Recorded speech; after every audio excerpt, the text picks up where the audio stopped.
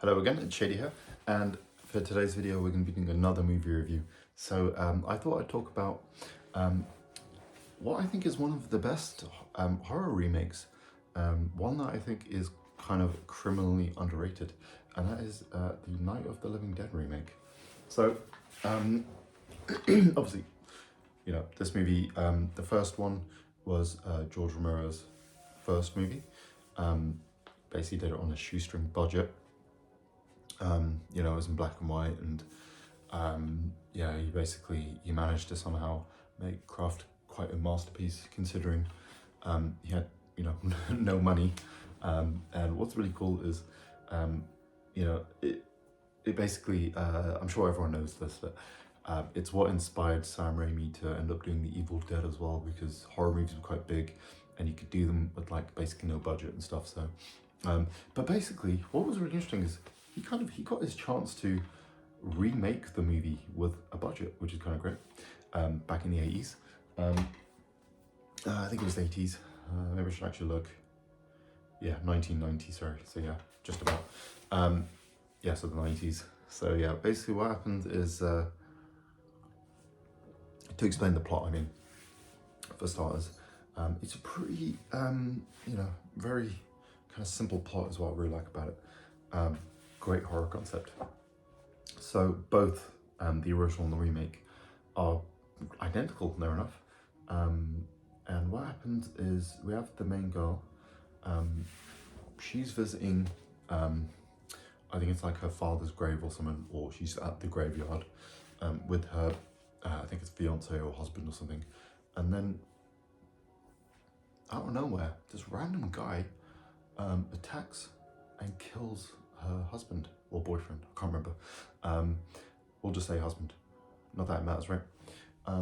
So he ends up dying and she flees, she runs away, and then she ends up being led to this house, and she notices loads of other dead bodies, well, zombies is what it turns out to be. It's not just some crazy person.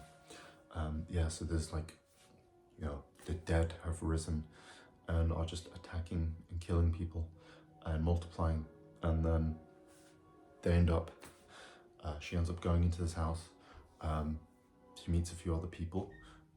There's obviously this couple, younger couple. There's this older family with a really angry father whose daughter's unwell. I think he has a wife as well. And then obviously there's kind of one of our main heroes. In this version, he's played by Tony Todd, Candyman himself, absolute legend, one of my favorite horror movie actors. And what happens is, yeah, they basically realize, you know, there's essentially a conflict between the angry dude and Tony Todd. The angry guy just thinks, oh, you know, I just want to stay in the basement. We'll stay there.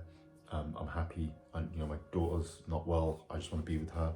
Interesting fact as well is that guy, I'm pretty certain the guy in Resident Evil 3 who traps himself in the shipping container is pretty much based off him. In the remake, he sounds exactly the same. I don't know if it's the same guy voicing him or anything, but it's just a funny thing I've noticed anyway. And then basically, what happens is, obviously the main girl, she kind of, you know, you see her having to learn to kind of become a bit stronger. That's kind of her character arc, is that she starts off as this kind of coward, and then she ends up having to toughen up to sort of survive. And basically Tony Todd, his plan, like I said, he's like, we cannot stay here. Are you crazy? They're surrounding us. We're gonna die. We need to find a way to escape. He has a plan where he's like, there's a car there. We need to find the key. And I think they figure out that the key, no, it's out of gas, but then I think there's gas in like, there's a second area, like a guest house or something that I think has gas in. And then basically their plan is to try to, you know, do that to escape. And then obviously while that's happening, they have to take it, the zombies inside of there, they have to fight them off inside. And obviously then there's like the tension between everyone and everything. It's really great. And yeah, obviously I highly suggest the movie. And yeah, now obviously I want to get into the more spoiler aspects of the movie.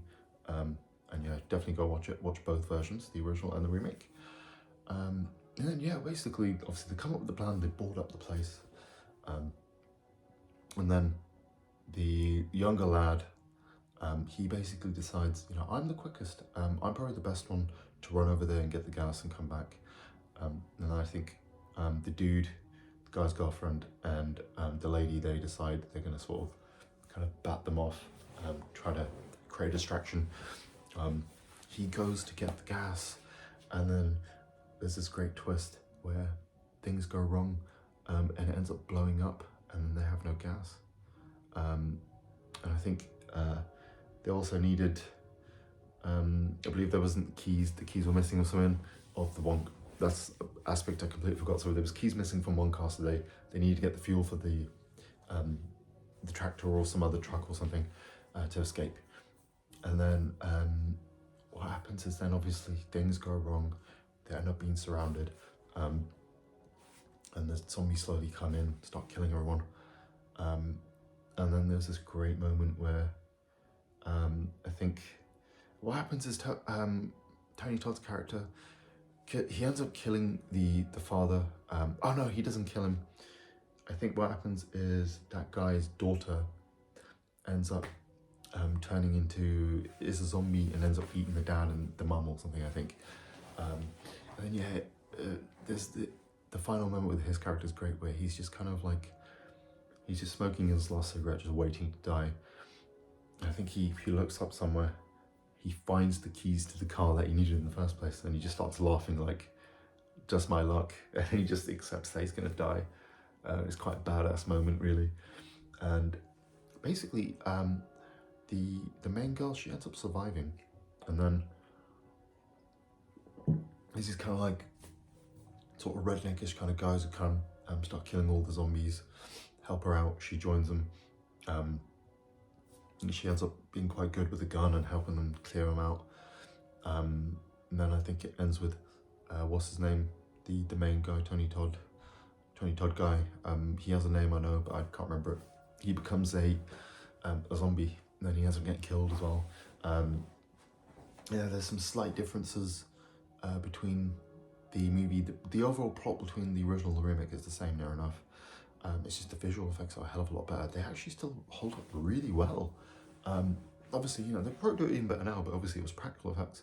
And obviously the guys, Tom Sweeney, for example, I think that's his name, he obviously got a hell of a lot better. And yeah, it's some of his best work, really. If you thought Dawn of the Dead and Day of the Dead were great, watch this remake. It's just as good as those, the effects. And it's just really cool to actually be able to see the original director get another shot at his own movie, because obviously a lot of the times, you always get someone else doing it. And like, for example, Dawn of the Dead, for example, we got like Zack Snyder's version of it, which obviously is a completely different movie. And it's always interesting to see another filmmaker's take on it, but it's also cool to see, him basically getting to do it with the budget, which is cool. The original is still great, and they're both amazing, but I sway towards this one personally. I think it's the better movie in my opinion. We can argue on the ending. The first one, the ending is just, you see the zombie of the main guy, the Tony Todd guy. It's not Tony Todd in the original one, but I still haven't figured out his name.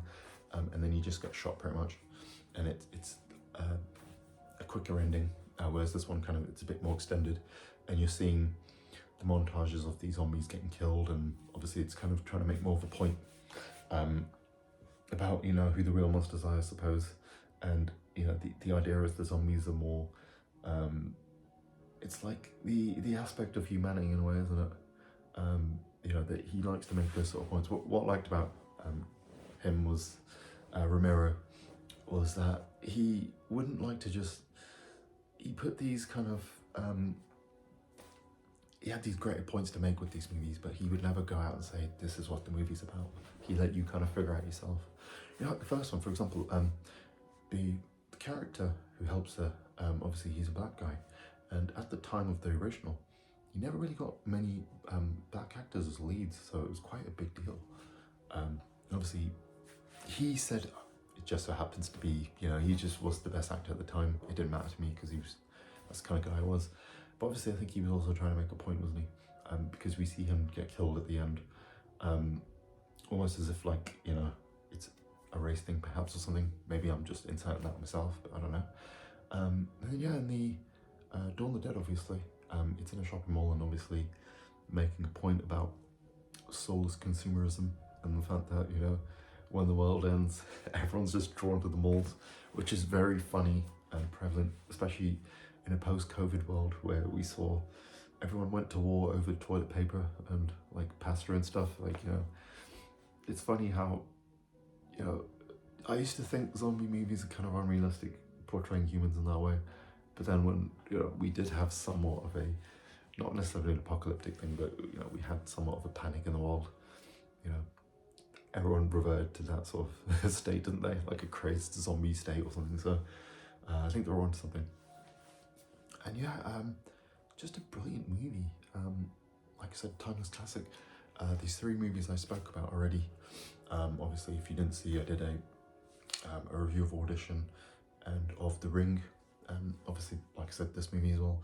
They're just three horror movies I think are timeless, and I just watch it again and again. You know, both this and the original. There is kind of something to talk about. The original version, there was kind of an annoying kind of thing with the rights to it. I think there was another person who was, I think he was one of the writers or something involved in the movie. He basically got to do his own version of the movie, a re-release, where he had all these ridiculous like redone scenes for some reason, where you see it's like these scenes that are clearly shot today. They look like something out of some sort of terrible B movie that, you know, the dudes from Red Letter Media would watch on Best of the Worst or something, and or like I Hate Everything, that you know, those sorts of channels they would watch, and it's just inserted into the movie and it's kind of terrible. So yeah, you don't have to worry about that with this version, but be careful with the original release. Make sure you find the like original theatrical run, and not this new director's cut. I think it's called director's cut, even though it's not director, because Romero had nothing to do with it. So, but yeah, awesome movie. Definitely watch it. Add it to your list. Pretty easy to get hold of as well. Obviously, pretty much available on all the streaming sites as well, I'm sure. I'm old school, so I don't mind having the old DVDs. So, but yeah, have a great Halloween. Good October, and yeah, I'll catch you in the next one. Have a great day.